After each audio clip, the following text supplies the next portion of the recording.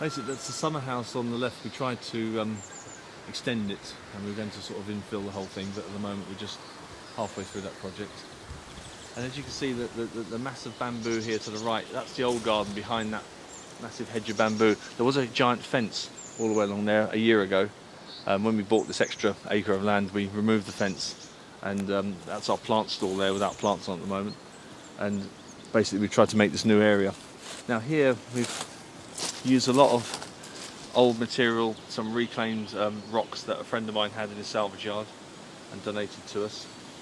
And also these church windows, which again were donated from a friend's reclamation yard, along with these sort of lovely sort of finials here, which we use as a grandiose step. The slabs here are all from the garden. The old garden got so overgrown that we took up the actual paths, and we don't actually need the steps and slabs anymore, so we've actually taken up all the slabs from the old garden and put them in this new area, which obviously the public need to know where the paths are. I think in the old garden you can safely say the paths are self-evident as far as that goes, but on the top here we've got a strange building, which some people say it looks like a sort of rustic TARDIS, but we'll go and investigate what that is.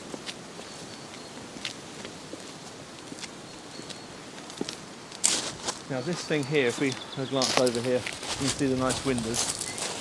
It's again, we used some stained glass windows because a friend who was helping to build it had these windows around, and it was just a question of using. The actual wood comes from a local estate where trees have been felled, and they've actually been cut into planks, and we reused them on the front of this building. The wood is actually larch. It's a beautiful colour. Unfortunately that will fade in time unless you preserve it.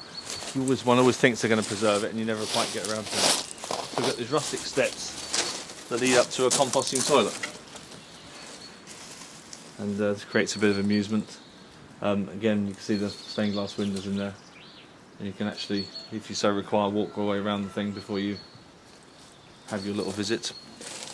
But I think it's quite an interesting feature. There's a 10-foot hole under there, so it's all in all it's a 14-foot drop into the pit at the bottom, and it's far enough away from buildings to, we should have no problems as far as smells and everything else goes. But it's a little bit of an experiment, and we'll see how it goes.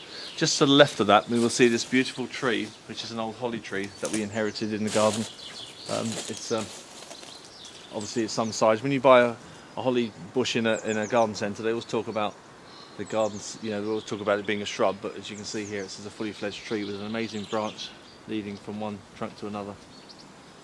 That's quite a feature. And way over to the left here, we just got a little building in progress, which will be a wood store. Got quite a lot of bits of wood lying around, and we're going to put them in under a cover there in the winter.